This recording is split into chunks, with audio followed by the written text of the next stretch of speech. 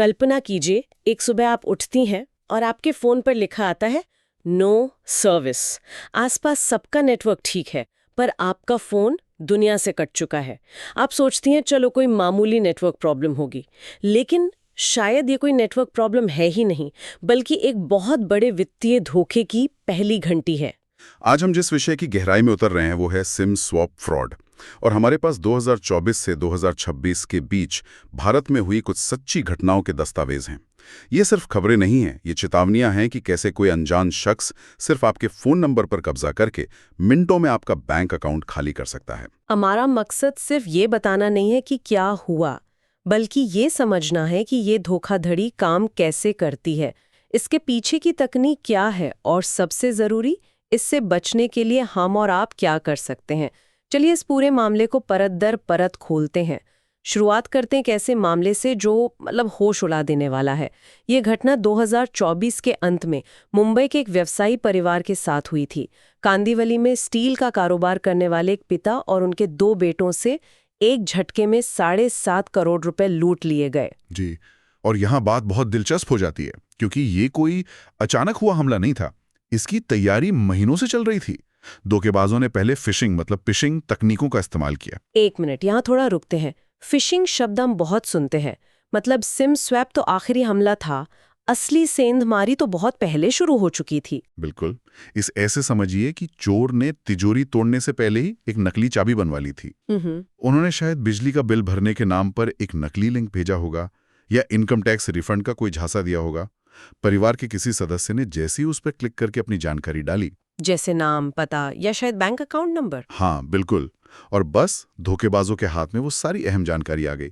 और इसी जानकारी का इस्तेमाल उन्होंने आगे टेलीकॉम कंपनी को बेवकूफ बनाने के लिए किया। वाह, एक छोटी सी लवती, एक अनजान लिंक पर क्लिक करना इतने बड़े फ्रॉड का दरवाजा खोल सकता है। हाँ, तो इस जानकारी के साथ उन्होंने आगे क्या किया? यहीं से असली खेल शुरू हुआ। उस सुबह जब परिवार उठा तो उन्होंने पाया कि उनके मोबाइल फोन बंद हो गए हैं, नो सर्विस दिख रहा था।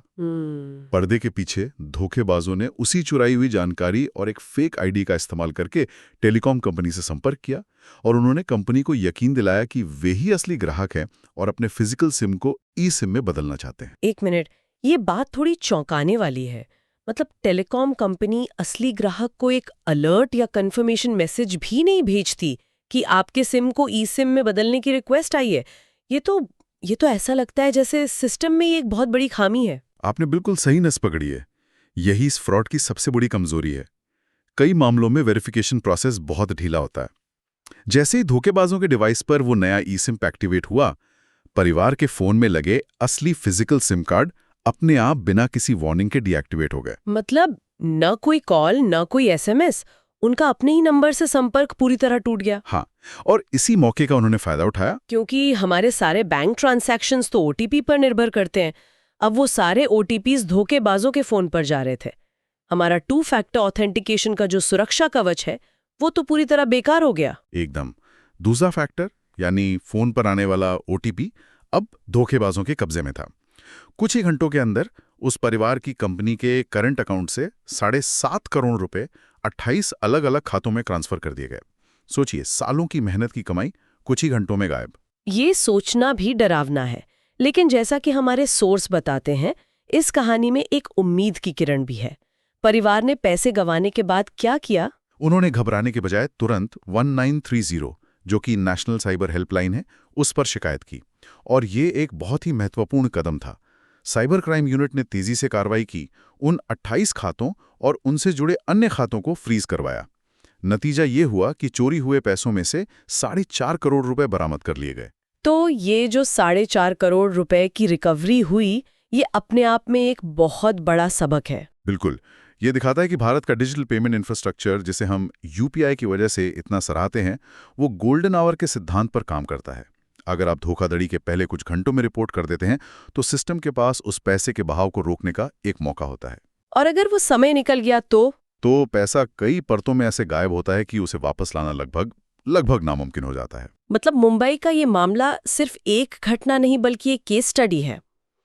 लेकिन ये सिर्फ हाई प्रोफाइल व्यापारियों तक ही सीमित नहीं है, है ना? हमारे दस्तावेज बताते हैं कि धोखेबाज समाज के हर तबके को निशाना बना रहे हैं। जी हाँ, जुलाई 2025 में नोएडा के एक सॉफ्टवेयर डेवलपर का मामला देखिए। अब कोई भी सोचेगा कि एक सॉफ्टवेयर डेवलपर तो टेक्नोलॉजी को अच्छी तरह समझता है, उसे धोखा देना मुश्किल होगा।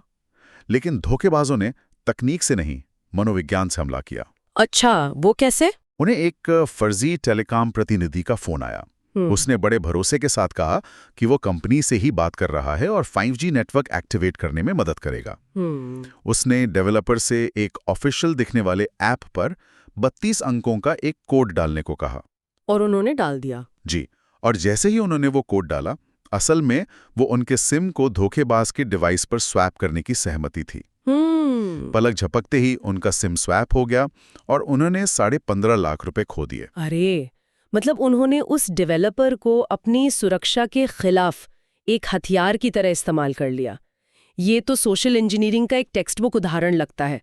लेकिन क्या ये सिर्फ नए जमाने की तकनीक जैसे एप्स और कोड्स तक ही सीमित है, या पुराने तरीकों से भी ये फ्रॉड हो रहा है? आपका सवाल बिल्कुल सही जगह पर है। कोलकाता के एक रिटायर्ड बैंकर का मामला यही दिखाता है, जो अप्रैल 2025 में हुआ। वहां कोई ऐप नहीं था, कोई कोड नहीं, बल्कि धोखा देने का सबसे पुराना तरीका इस्तेमाल हुआ, फर्जी कागजात। धोखेबाजों ने फर्जी आईडी का उपयोग करके टेलीकॉम स्टोर से उनके सिम का एक डुप्लीकेट फिजिकल कार्ड ही बनवा लिया। और यहाँ भी परिणाम वही हुआ होगा, असली सिम बंद, डुप्लीकेट चालू। बिल्कुल, जैसे ही डुप्लीकेट सिम एक्टिवेट हुआ, असली सिम बंद हो गया। इसके बाद धोखेबाजों ने उनके जॉइंट फिक्स डिपॉजिट अकाउंट को निशाना बनाया। उन्होंने 17 अलग-अलग OTPs का इस्तेमाल करके उस अकाउंट से 20 लाख रुपए निकाल लिए। ये दिखाता है कि धोखेबाज अलग-अलग बैंकिंग प्रोडक्ट्स को भी समझते हैं और जानते हैं कि कहां हमला करना है। ये पैटर्न वाकई चिंताजनक है।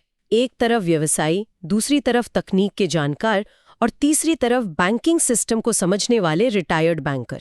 और ये लिस्ट यहीं खत्म नहीं होती। जनवरी 2026 में भावनगर के एक पुलिस अधिकारी के साथ भी ऐसा ही हुआ। जी, ये मामला दिखाता है कि कोई भी सुरक्षित नहीं है। धोखेबाजों ने किसी तरह उनका सिम कार्ड फिर से एक्टिवेट करा लिया और ठीक उसके बाद उनके साथ UPI फ्रॉड हुआ और उन्हें 1,10,000 रुपए का नुकसान हुआ। अगर कानून लागू करने वाले अधिकारी भी इसका शिकार हो सकते हैं, तो आम नागरिक की स्थिति का अंदाजा लगाया जा सकता है। ये एक बहुत बड़ा सवाल खड़ा करता है। हम अपनी सुरक्षा के लिए क्या करें, इस पर तो हम बात करेंगे, लेकिन क्या टेलीकॉम कंपनियों, बैंकों की कोई जिम्मेदारी नहीं बनती? उनके सिस्टम इतने कमजोर क्यों हैं? देखिए, ये इस पूरी बहस का केंद्र है। टेलीकॉम कंपनियों के लिए, खासकर उनकी फ्रेंचाइजी स्टोर्स पर, अक्सर वेरिफिकेशन की प्रक्रिया बहुत ढीली होती है। टारगेट पूरा करने के दबाव में या कभी-कभी मिलीभगत से भी फर्जी दस्तावेजों को नजरअंदाज कर दिया जाता है। और बैंकों का क्या? बैंकों की तरफ से देखें तो SMS पर भेजे जाने वाले OTP पर हद से ज्यादा निर्भरता अपने आप में कमजोरी है, जिसके बारे में सालों से बात हो रही है। तो इसका समाधान क्या है? क्या कंपनियां कुछ बेहतर करने पर काम कर रही हैं? बिल्कुल, इस पर काम हो रहा है। कुछ बैंक्स अब SMS OTP के अलावा ईमेल OTP या ऐप बेस्ड नोटिफिकेशन का भी विकल्प दे रहे हैं। डिवाइस लॉकिंग जैसी तकनीकें भी हैं, जहां आपका बैंकिंग ऐप सिर्फ आपके रजिस्टर्ड फोन पर ही चलेगा। लेकिन इन समाधानों को अपनाने की रफ्तार बहुत धीमी है। क्यों? क्योंकि अक्सर कंपनियां मानती हैं कि ज्यादा सुरक्षा उपायों से ग्राहकों के लिए इस्तेमाल में मुश्किल बढ़ जाती है। तो जब तक सिस्टम बेहतर नहीं हो जाता, गेंद हमारे ही पाले में है। ये सब सुनने के बाद सबसे जरूरी सवाल यही है कि एक आम इंसान खुद को इस तरह के फ्रॉड से कैसे बचा सकता है?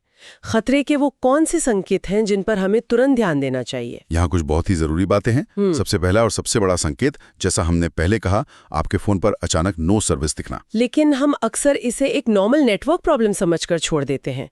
कैसे पता चलेगा कि ये कुछ गड़बड़ है? इसका एक सरल तरीका है। अगर आपके आसपास, खासकर उसी टेलीकॉम नेटवर्क पर मौजूद दूसरे लोगों का फोन ठीक चल रहा है और सिर्फ आपका फोन घंटों तक बंद है, तो ये एक बहुत बड़ा रेड फ्लैग है। एक पल भी बर्बाद किए बिना तुरंत किसी दूसरे फोन से अपने टेलीकॉम प्रोवाइडर को कॉल करें और कंफर्म करें। ये तो हुई फिजिकल सिम की बात। ई-सिम से जुड़े फ्रॉड से बचने के लिए क्या करना चाहिए? याद रखें, कोई भी असली कंपनी आपको फोन करके 5G एक्टिवेट करें या KYC अपडेट करने के बहाने कोई कोड शेयर करने या QR कोड स्कैन करने को नहीं कहेगी। ई-सिम अपग्रेड की प्रक्रिया हमेशा ग्राहक की तरफ से शुरू होती है, कंपनी की तरफ से नहीं। मतलब कोई भी अनचाही अपग्रेड की पेशकश लगभग हमेशा एक धोखा ही होती है। और क्या कोई ऐसे प्रोएक्टिव कदम है जो हम उठा सकते हैं ताकि फ्रॉड होने का खतरा ही कम हो जाए? हाँ, कुछ बहुत कारगर तरीके हैं। पहली बात, अपने बैंक अलर्ट को सिर्फ एसएमएस पर नहीं बल्कि ईमेल पर भी सेट करें। अच्छा। अगर आपका सिम बंद भी हो गया तो ईमेल अलर्ट आपको तुरंत खतरे की सूचना दे देगा। दूसरा, कई बैंक आपको नए बेनिफिशियरी जोड़ने के बाद एक कूलिंग पीरियड सेट करने की सुविधा देते हैं। इसका मतलब है कि आप नए व्यक्ति को जोड़ने के 24 घंटे बाद ही बड़ी रकम भेज सकते हैं। ये एक छोटा सा कदम आपको लाखों का नुकसान होने से बचा सकता है। मान लीजिए कि इन सारी सावधानियों के बावजूद किसी के साथ ये फ्रॉड हो ही जाता है। उस घबराहट के पल में सबसे पहले क्या करना चाहिए? उस समय हर सेकंड कीमती है। जैसे ही आपको धोखाधड़ी का एहसास हो, सबसे पहला काम है 1930 पर कॉल करना। ये भारत सरकार की नेशनल साइबर क्राइम हेल्पलाइन है। या फिर cybercrime.gov.in पोर्टल पर ऑनलाइन शिकायत दर्ज करें। इसका एक ही मकसद है, आपके बैंक खातों और वॉलेट्स को जल्द से जल्द फ्रीज करवाना। तो आज हमने देखा कि कैसे एक छोटा सा सिम कार्ड जो हमारी जेब में पड़ा रहता है, हमारी पूरी वित्तीय सुरक्षा की चाबी बन चुका है। मुंबई के व्यापारी परिवार से लेकर नोएडा के डेवलपर तक ये मामले हमें सिखाते हैं कि जरा सी लापरवाही कितनी महंगी पड़ सकती है। आज की चर्चा का सार ये है कि हमारा मोबाइल नंबर अब सिर्फ बात करने का जरिया नहीं है, ये हमारी डिजिटल पहचान का केंद्र है। हमारे बैंक, हमारे सोशल मीडिया अकाउंट, हमारी ईमेल आईडी, सब कुछ इसी से जुड़ा है। इसलिए इसकी सुरक्षा की जिम्मेदारी सिर्फ टेलीकॉम कंपनियों या बैंकों की नहीं, बल्कि सबसे पहले हमारी अपनी है। और जाते जाते एक सवाल सोचने के लिए छोड़ जाते हैं। जैसे जैसे तकनीक, खासकर ई सिम आगे बढ़ रही है, धोखेबाज उससे भी ज्यादा तेजी से ठगी के नए तरीके अपना रहे हैं। ऐसे में हमारी डिजिटल पहचान का असली पहरेदार कौन है? हम खुद, हमारी टेलीकॉम कंपनियां या हमारे बैंक? और जब ये सुरक्षा टूटती है तो इसकी अंतिम और नैतिक जिम्मेदारी किसकी होनी चाहिए?